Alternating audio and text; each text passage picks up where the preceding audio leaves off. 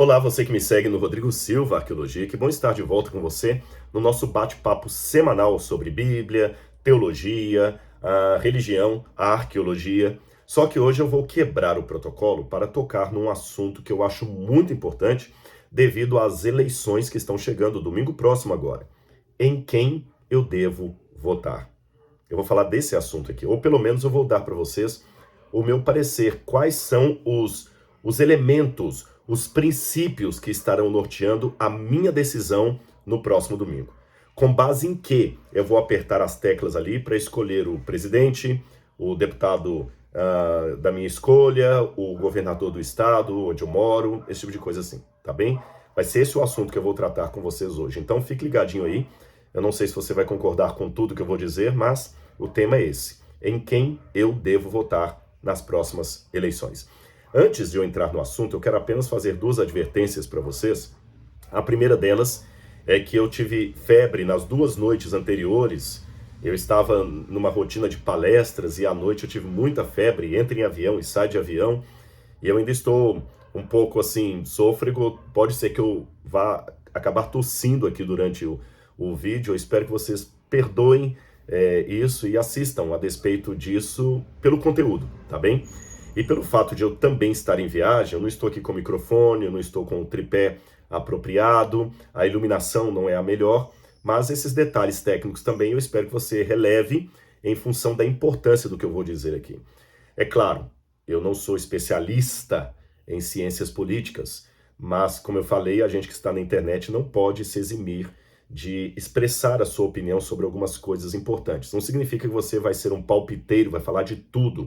Jesus era o caminho, a verdade e a vida. E nem por isso ele deu palpite em todas as coisas. Por outro lado, há certos silêncios que são comprometedores, especialmente depois que você, mesmo sem nenhuma intenção, acaba se tornando um influencer aí na internet, tá bom? Antes de entrar no assunto, eu quero fazer um convite todo especial. Atenção, anote aí. Você quer ir comigo para Israel com tudo pago? Então eu tenho uma boa notícia para você. Você sabe que graças a Deus e ao apoio de quase 20 mil alunos, ou mais de 20 mil alunos, nós estamos erguendo as paredes do Museu de Arqueologia do UNASP. Um dia desse eu vou fazer um vídeo mais atualizado. Já estão fazendo olha, teve um progresso tremendo nos meses que eu fiquei fora. E durante o processo, o UNASP permitiu que eu sorteasse 2 viagens para Israel comigo entre os alunos do curso. Uma senhora foi contemplada, já viajou comigo. Um segundo rapaz, que até se chama Rodrigo, também foi contemplado, ele vai viajar ainda. E agora pode ser você, a terceira pessoa contemplada. Para isso, você precisa apenas o seguinte: estar matriculado no curso. Calma, vou deixar aqui no vídeo, no descritor aqui, o link, como é que você pode se inscrever no curso A Bíblia Comentada. Você vai se inscrever, você vai fazer a assinatura anual, não vale a mensal. Eu sei, são as normas. A anual, e você tem que fazer a sua inscrição no máximo, anote aí para não perder, até o dia 30 de setembro, meia-noite. Meia-noite e 1, você já está fora, tá certo? E aí, depois que você se inscrever na modalidade anual até o dia 30 de setembro, agora à meia-noite, aí você pega e fica orando a Deus para ver se o Senhor quer que você seja a pessoa contemplada, tá certo? A pessoa contemplada. Agora, é claro que muitas pessoas já fizeram a matrícula lá atrás, não se preocupe, você também está concorrendo, desde que esteja na modalidade anual e desde que você esteja atualizado com a sua assinatura, ou seja, que você não tenha cancelado a assinatura, que quando a assinatura venceu a anuidade, você renovou, aí você está dentro. Aí é só preparar o passaporte, mala e dinheiro para comprar as bebidas, os refrigerantes, as águas que você vai tomar no caminho e as lembrancinhas que você tem que trazer para a família, não é isso? Muito bem, com e uma coisa muito importante: mesmo que você não ganhar a ida para Israel, ainda assim, vale a pena você estar matriculado no curso. Em primeiro lugar, pelo conteúdo que eu estou passando ali. Eu não estou falando isso para me exibir, não, pelos seguintes motivos. Em primeiro lugar, não sou só eu que estou participando ali. Eu trouxe outros especialistas em Bíblia que estão cada um falando da sua especialidade. Então você tem um time de professores. É lógico que a maior parte dos comentários são meus, porque o curso leva o meu nome. Quase 80% são meus comentários. Mas nós temos também outros eruditos, outros acadêmicos, que também estão cada um contribuindo com a sua área. Então você vai ter um timaço de teólogos e você está fazendo uma faculdade de teologia sem sair de casa. O conteúdo, e eu sei pelo feedback que estou recebendo das pessoas. Tanto de pessoas já acadêmicas, como pessoas mais simples, todo mundo está entendendo, estão lendo a Bíblia com outros olhos, então só falta você. E de quebra, você vai estar ajudando a construir o Museu de Arqueologia Bíblica do NASP. Depois é só ir lá na inauguração, ou depois da inauguração, e visitar o nosso acervo, tá bom? Vamos então ver quais são os princípios que vão me nortear durante a eleição. Eu vim no avião anotando esses princípios para passar para vocês, por isso eu fiz uma colinha aqui, porque eu mesmo me questionei, eu vou votar domingo, mas o que está me levando a votar nessa sigla, nesse número aqui? Que princípios estão norteando o meu comportamento? Aí eu senti impressionado por Deus a partilhar com todos que me seguem nas redes sociais os princípios que me norteiam. É claro, esses princípios eu os extraio da Bíblia Sagrada. Da Bíblia Sagrada. Então, se você que me segue aqui é agnóstico, ateu, ou professa uma religião de matriz não cristã, você não precisa nem se preocupar com esses princípios aqui, porque você não tem a sua vida norteada pela Bíblia. Agora, se você tem a vida norteada pela Bíblia, eu acho interessante que você fique comigo até o final e se pergunte, como eu mesmo tenho me perguntado, é a Bíblia que está norteando o meu comportamento nessas eleições? Pense nisso. Primeiro princípio. Anota aí se você quiser. Eu anotei alguns. Primeiro princípio. Votar é um privilégio. Eu sei que você pode falar assim, mas eu não gosto nem do candidato A, nem do B, nem do C, nem do D. Eu vou votar em branco, vou votar nulo, não vou comparecer. É um direito que lhe cabe. É um direito que lhe cabe. Mas eu respeitosamente discordo. Eu acho que você deve exercer esse privilégio de votar no domingo. O seu voto pode estar ajudando a decidir uma eleição. Você pode falar, não, é o meu. Numa multidão de votos e milhões de votos, não é o meu que vai fazer diferença. Se todos pensarem assim, os que pensam que não vai fazer diferença é que vai fazer diferença de repente para eleger quem você não quer definitivamente. Porque mesmo que você não goste de nenhum deles, tem aqueles que você gosta menos. E então, respeito o seu direito, mas eu acho que votar é um privilégio. Eu não sou iludido com relação à democracia. Eu sei que a democracia, ela não é o melhor dos mundos. Não é, não é. Pelo contrário, em algumas situações a democracia parece, sabe o quê?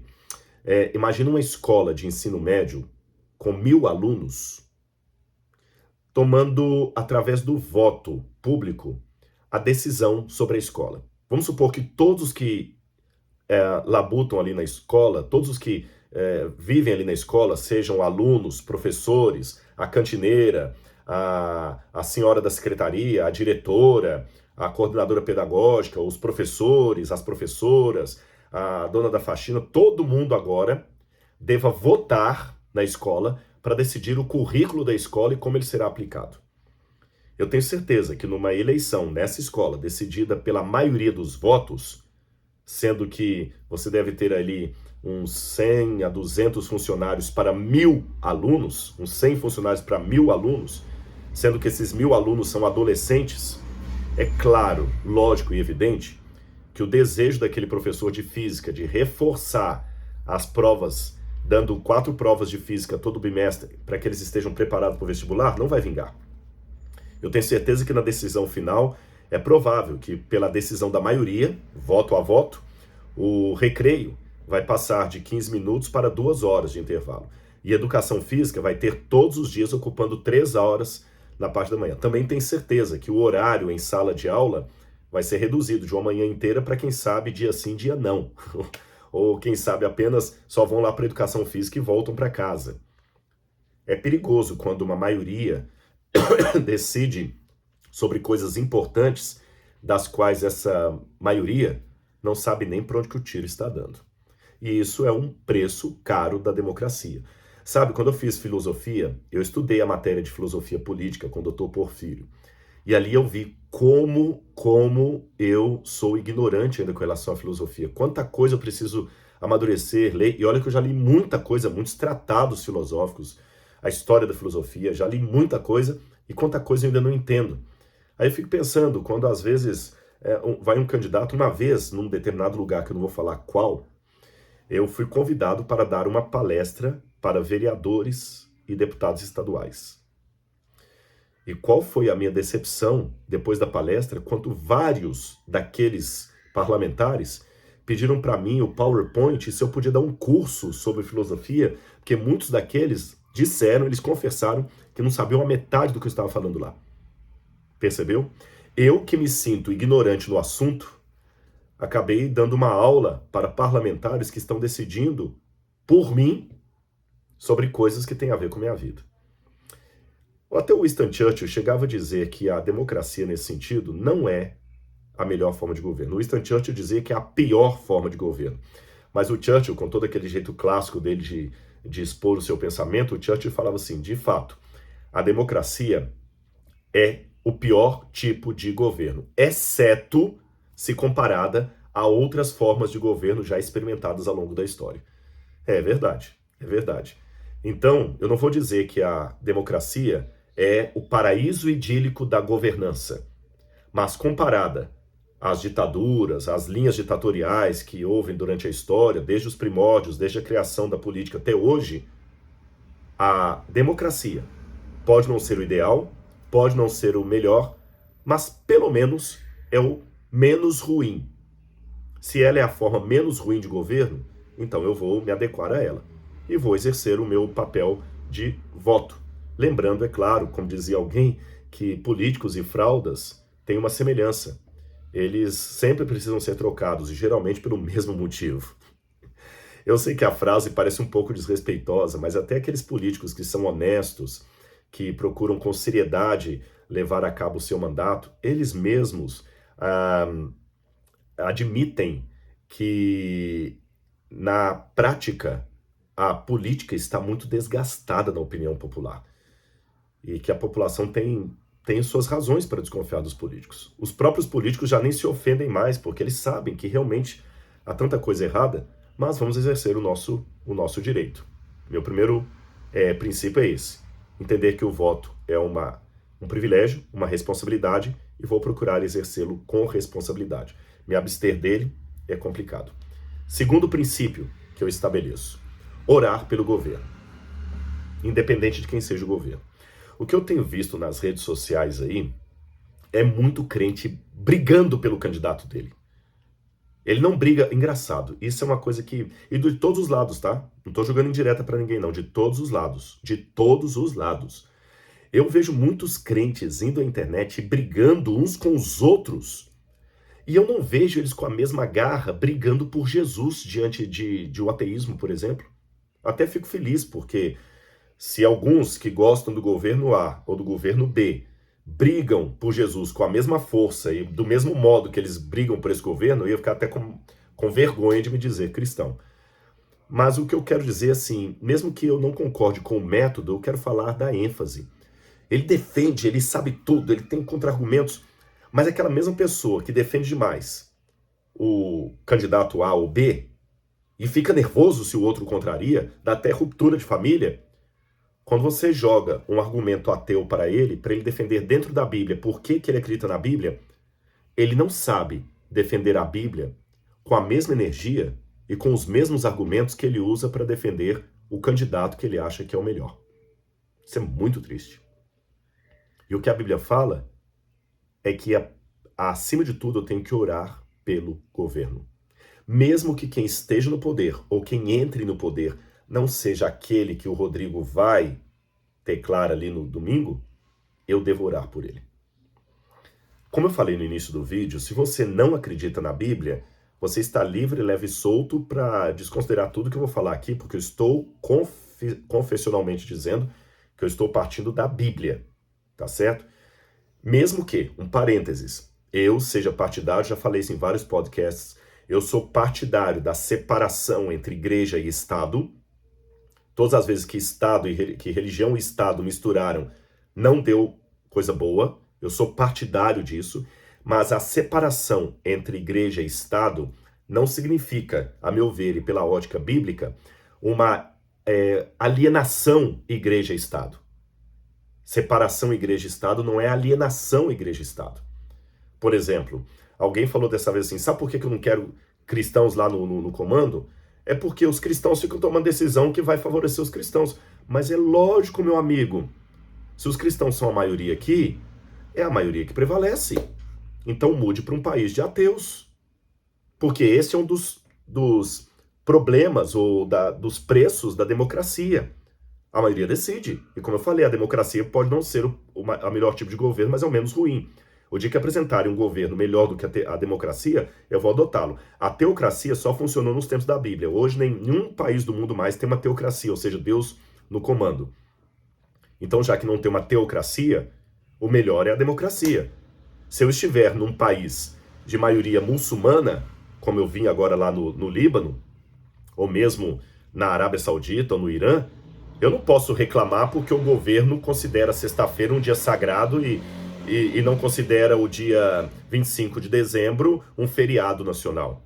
Posso reclamar? Eu sou minoria ali, a maioria são os muçulmanos. Tá certo? E esse discurso da minoria, ele tem que ser equilibrado. Você é minoria, você tem que ter os seus direitos de minoria enquanto minoria. O problema é que tem alguns hoje que, em nome da minoria, ele quer que a maioria siga o que ele quer porque ele é minoria. Isso é uma distorção do direito das minorias. Esses discursos aí, não, a gente tem que preocupar com as minorias, as minorias, as minorias, as minorias. A minoria tem que ter direito de minoria. Por exemplo, eu, Rodrigo, guardo o sábado. Eu guardo o sábado. Mas eu sou minoria no Brasil. A maior parte da população do Brasil, incluindo os cristãos, guardam domingo ou não guardam dia nenhum. Então, enquanto minoria, qual é o direito que eu tenho que ter defendido? O direito de guardar o sábado sem ser punido por isso. Mas eu não posso impor agora, num país de maioria não adventista, a obrigatoriedade de não trabalhar no sábado só porque aquilo me ofende. Então, esses dias alguém me mandou um ateu falando da TV aí, da TV ou no YouTube, olha aqui, que besteira, Deus seja louvado na nota, é um absurdo, eu não quero saber de cristãos lá. Meu amigo, você é minoria. Se o país é de maioria cristã, nós vamos ter uma representatividade maior de cristãos lá. O dia que você morar num país de maioria ateia, você vai ter uma maioria ateia. Então, deixa bem claro, eu acredito na separação igreja e Estado, porque quando misturaram não deu boa coisa, mas eu não acredito na alienação igreja e Estado. E também devo lembrar que, dentro de uma sociedade, um dos preços que se paga pela democracia é saber que eu, enquanto minoria, jamais vou ter o meu contexto, o meu ideal de contexto, imposto sobre os demais. Esse é o ponto. Eu quero apenas ter a liberdade de ser minoria, desde que os meus direitos, os meus pensamentos de minoria não firam o bem comum. Isso também é importante. Vamos supor que existe uma minoria no Brasil, nem sei, estou chutando isso aqui, tá? Vamos supor que tenha uma minoria no Brasil que por princípios filosóficos são a favor da pedofilia. Não vamos nunca sancionar um negócio desse, isso é estupidez. Vamos supor que tem uma minoria que agora entende pela Bíblia que tem que matar criminosos. Não, esses aí estão contra a lei, eles têm que ser banidos. Não é toda minoria que tem que ser respeitada como minoria. Esse é um primeiro elemento. Segundo elemento, as minorias têm que ter como diz, direitos de minoria, não imposições de minoria. Tá certo? Não é porque eu agora sou um membro de nudistas na praia e somos minoria, você tem que respeitar a minoria, agora eu vou andar peladão na praia aí com um monte de gente pelada aí e você é obrigado a aceitar isso porque a minoria dos peladões decidiu que sejam respeitados os direitos dele de peladões. Não é por aí não. Vai praticar o nudismo na praia de nudismo, não na praia onde minha família está indo. Tá bem? Agora, quando eu estava ensinando isso aqui, eu falei com vocês que a Bíblia manda eu orar pelo governo. Você tem orado pelo governo do Brasil? Ei, estou falando com você. Você aí que é crente, que fala que acredita em Jesus. Você tem orado pelo governo? Esse governo não merece que eu ore por ele. É o que eu quase estou ouvindo alguns dizerem. Então, o que eu faço com essa passagem bíblica aqui que eu vou ler para vocês? 1 Timóteo, capítulo 2, versículos 1 e 2. Olha o que Paulo aconselhou a Timóteo. 1 Timóteo, capítulo 2, versículos 1 e 2. Vou abrir aqui na minha Bíblia. 1 Timóteo 2, 1 e 2. Aqui está assim. Antes de tudo, peço que se façam súplicas, orações, intercessões e ações de graça em favor de todas as pessoas. Orem em favor dos reis e de todos os que exercem autoridade, para que vivamos vida mansa e tranquila, com toda piedade e respeito. Isto é bom e aceitável diante dos olhos do nosso Salvador. Então você não tem o direito de fazer nenhuma crítica a qualquer político enquanto você nunca ajoelhou e orou por ele. Eu, particularmente, não estou nem um pouquinho satisfeito com os mandos e desmandos do erro de português. Eu estou muito insatisfeito com os mandos e desmandos de alguns ministros do Supremo. Está estarrecedor o que estão fazendo ali. Mas eu ponho meu joelho e oro por eles. Você está fazendo isso? Como eu falei, se você for ateu, você pode achar isso tudo bobagem, mas se você for um cristão, você tem que me explicar com quem que eu fico. Com a Bíblia que você diz acreditar ou com o seu pensamento que está incoerente com o que o texto bíblico está mandando. Quer ver outra passagem? Anote essa aí. Jeremias, capítulo 29, versículo 7. O povo estava indo para a Babilônia. E se tem uma coisa pior do que um governo corrupto, sabe o que é? Um governo corrupto, ditatorial e estrangeiro. Imagine, você está tendo um governo corrupto, ditatorial, que você não pode nem levantar-se contra ele, e estrangeiro. Pior ainda, é o de fora que está tomando conta do nosso país. Imagine agora que o Brasil fosse invadido, sei lá, pela Argentina, tem tanta rivalidade dos argentinos com os brasileiros no futebol. Imagine agora a Argentina impondo aqui, ou levando todos os brasileiros para serem cativos na Argentina. E olha o que o profeta falou para quando eles estavam indo para a Babilônia. Jeremias 29, versículo 7. Procurem a paz da cidade para onde eu os deportarei, e orem por ela ao Senhor, porque na sua paz vocês terão paz. Deus mandou, através do profeta Jeremias, que o povo cativo orasse pela Babilônia. Você sabe o que significa isso? A Babilônia foi um tipo de governo tão terrível, que se tornou emblema de toda inimizade contra a paz, a justiça e o povo de Deus. Tanto é que no Novo Testamento, no Apocalipse, Babilônia volta como emblema do governo último do Anticristo. E Deus mandou orar por ela. Isso é muito sério. Mais uma passagem aqui de Romanos, capítulo 13. Esse texto de Romanos, para mim, também é muito emblemático. Olha o que Paulo fala aqui. Que todos estejam sujeitos às autoridades superiores. Eu já vi alguns comentaristas dizendo que as autoridades superiores aqui são a liderança da igreja. Eu discordo, porque Paulo vai falar de impostos, a igreja não cobra imposto. Paulo diz que todos estejam sujeitos às autoridades superiores, porque não há autoridade que não proceda de Deus, e as autoridades que existem foram por ele instituídas. Assim, aquele que se opõe à autoridade resiste à ordenação de Deus, e os que resistem trarão sobre si mesmos condenação. E Paulo está falando isso sobre quem? Sobre os romanos.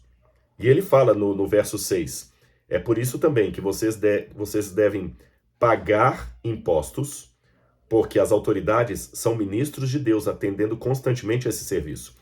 Paguem a todos o que lhes é devido. A quem tributo, tributo. A quem imposto, imposto. A quem respeito, respeito. A quem honra, honra. Paulo não falou, pague o imposto se o governo for bonzinho. Paulo não falou, nem Paulo nem Jesus, dai a César o que é de César e a Deus o que é de Deus. Não, só pague o imposto se o imposto não for abusivo. Não. O Templo de Jerusalém era tão terrível que tinha um imposto religioso naquela época, né? O imposto o tributo do templo. E mesmo assim Jesus pagou. Mesmo sabendo que aquilo era abusivo. Sabe, eu não sei nadar. Olha que paradoxo. Eu mergulho com cilindro, já mergulhei algumas vezes, vários metros, com cilindro eu não tenho dificuldade. Mergulho, vou lá embaixo sem problema nenhum, mas eu não sei nadar. E por não saber nadar, a primeira coisa que eu sei é que se alguém estiver afogando, eu vou pedir ajuda, porque se eu pular porque ele está afogando, vão ser 2 caixões ao invés de um, porque eu não consigo nem tirá-lo de lá e vou morrer junto. Então, se o outro está roubando dos impostos que eu estou devendo, e por causa disso eu também não pago impostos, serão 2 no lago de fogo e enxofre.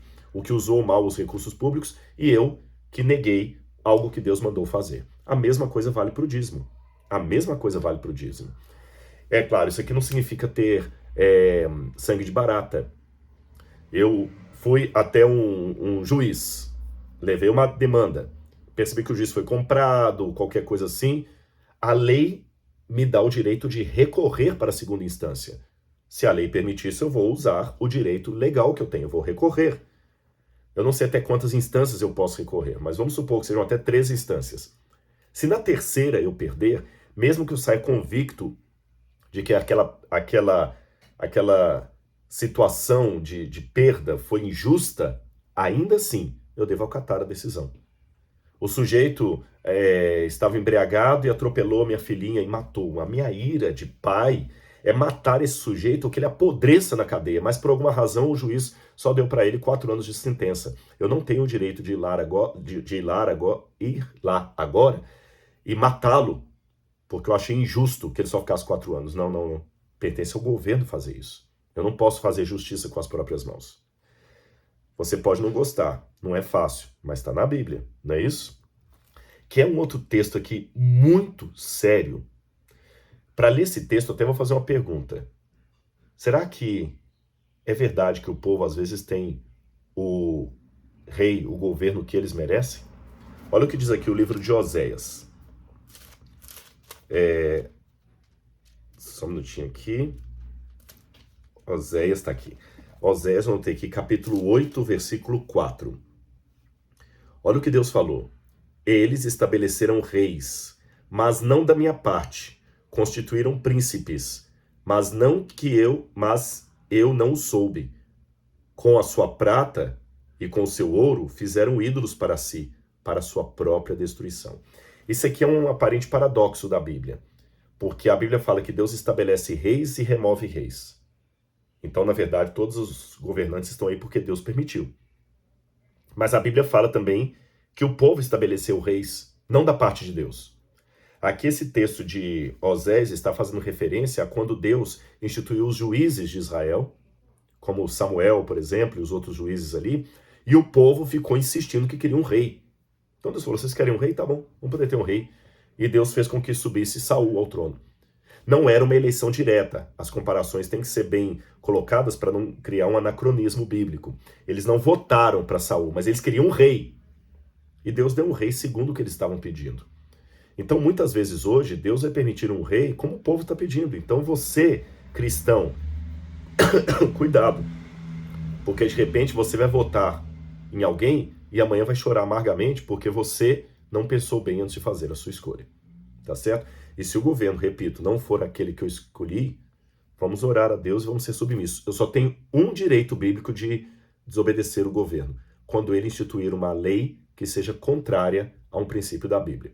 Se o governo federal de Brasília agora sancionar uma medida que todos nós devemos nos ajoelhar diante da estátua do Cristo Redentor e beijar o chão em adoração ao Cristo Redentor, eu tenho o direito bíblico de falar não.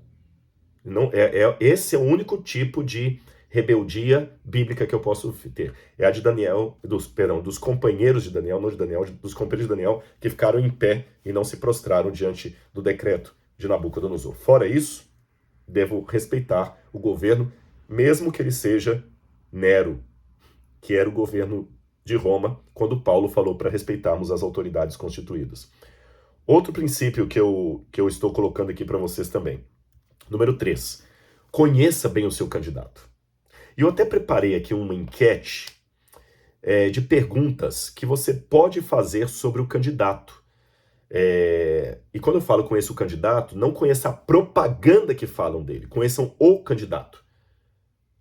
Até pergunte o seguinte, quem são as pessoas que costumam apoiar esse candidato? Quem são os que estão contrários a ele? Porque às vezes, diga-me com quem tu andas e te direi quem és, pelo séquito que está em torno de mim, e os que estão contra mim, dá para você ter uma noção de quem eu sou, tá certo?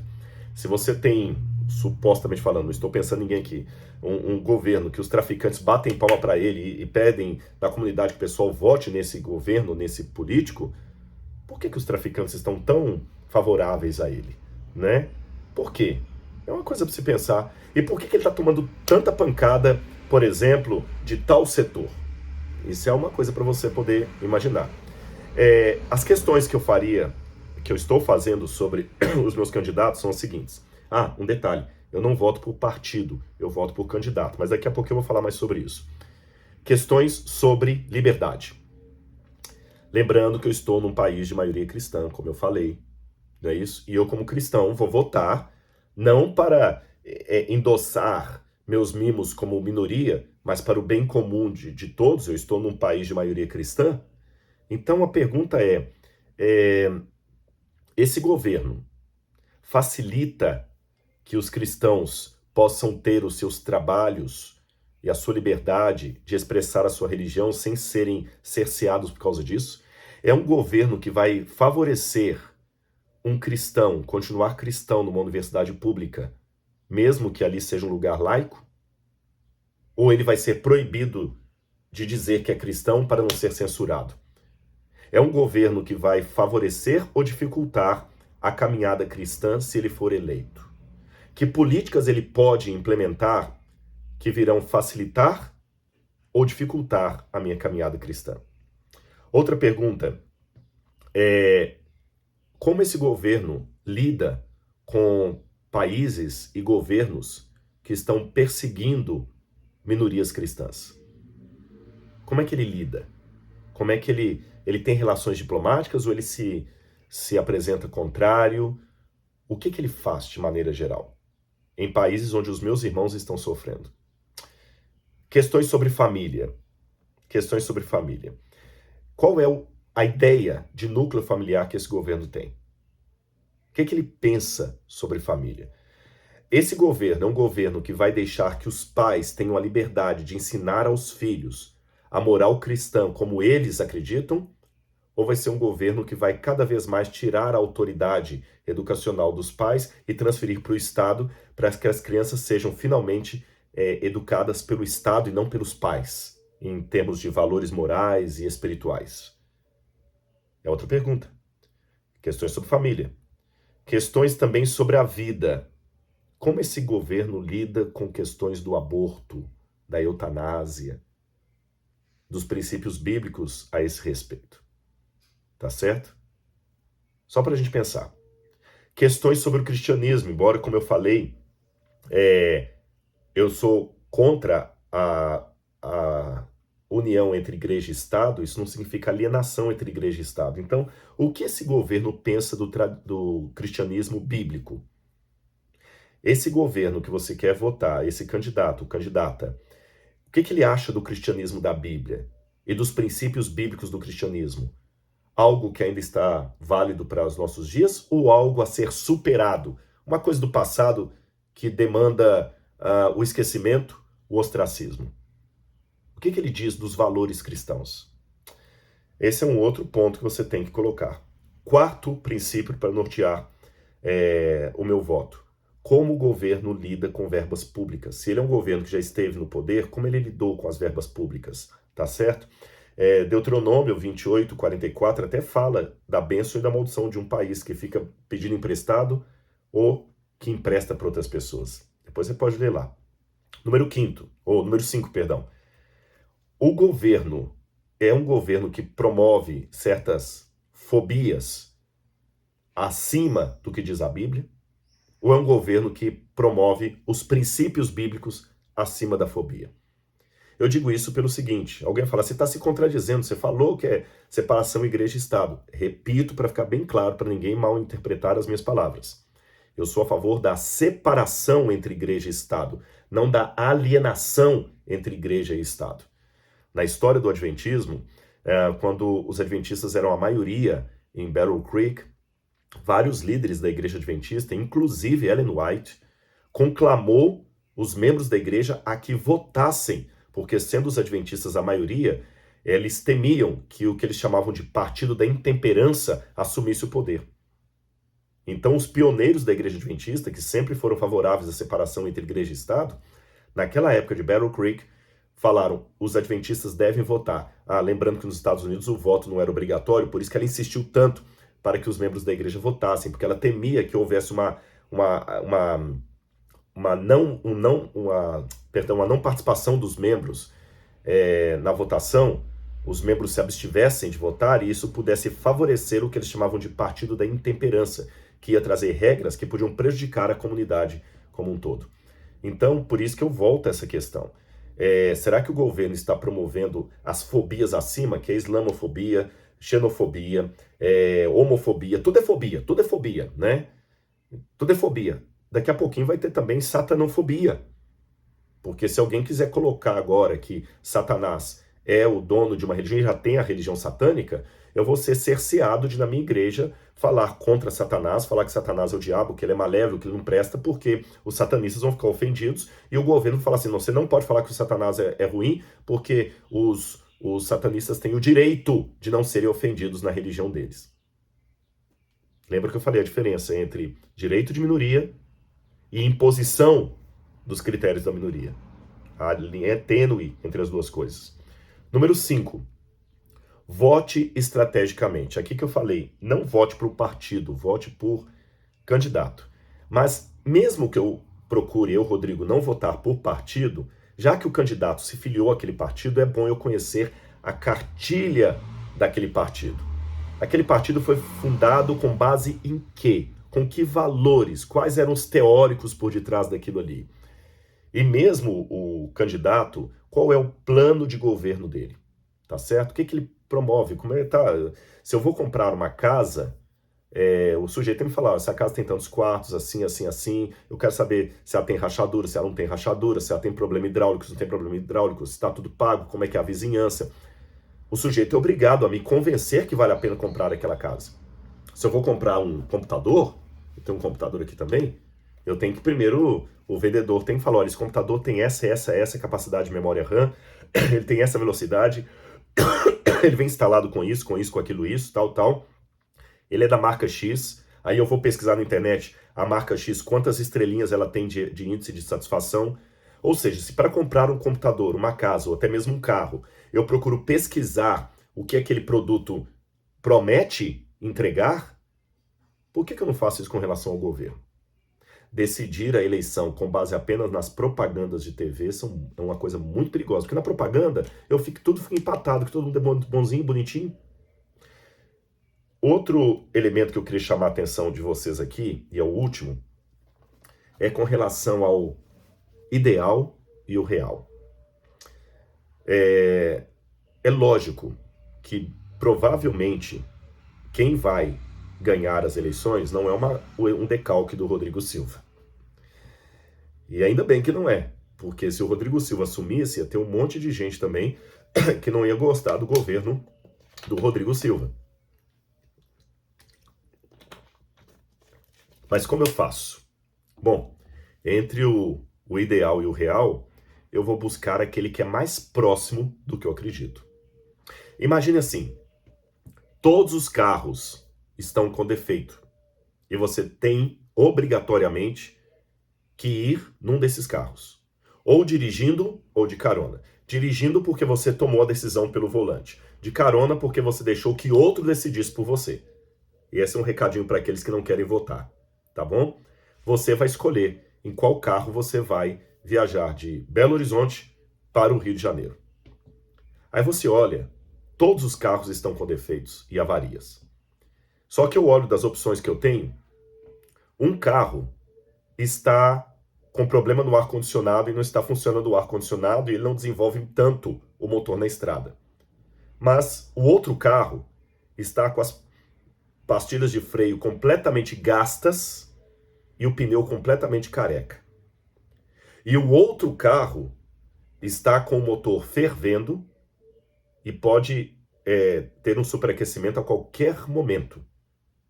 Ora, nenhum dos carros é o que eu gostaria de ter para ser o meu carro. Mas já que eu tenho que fazer essa viagem, eu vou escolher o primeiro. porque é melhor chegar com segurança ao Rio de Janeiro e um pouco menos de conforto, não tendo ar-condicionado, do que ter o risco de matar a mim mesmo e toda a minha família com um carro sem freios, ou pior ainda, ficar de madrugada na beira da estrada, num lugar perigoso, com um carro que ferveu o motor e não tem mais como ir para frente nem para trás. São 3 carros, nenhum dos 3 é o meu ideal, não é o carro que eu gostaria. Mas, se são as opções que eu tenho, eu vou escolher pelo primeiro. E se eu não quiser escolher, alguém vai escolher por mim, e a única diferença é que no primeiro caso, eu escolhi, eu fui dirigindo, no segundo, eu fui de carona na escolha que o outro fez. É assim que você deve pensar nas eleições do próximo domingo. Ore bastante a Deus, que o Senhor abençoe você e que o nosso Senhor tenha piedade e abençoe o nosso país, a nossa nação. Boas eleições!